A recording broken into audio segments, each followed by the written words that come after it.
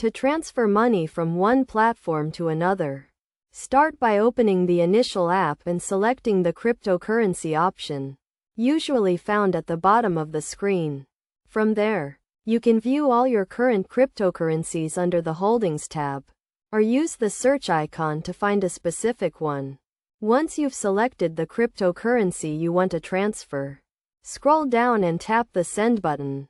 Enter the amount you want to transfer and click Continue. On the next screen, select the option to enter the wallet address manually.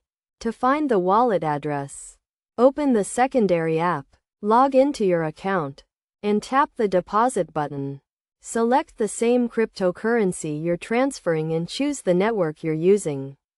You'll then be able to obtain your wallet address. Click the paper icon next to the address to copy it. Then return to the initial app and paste the address. Click Review, and confirm that the wallet address, amount, and network are correct. Ensure the transaction details match on both platforms. Then click Transfer. The cryptocurrency will then be transferred from the initial platform to the secondary one.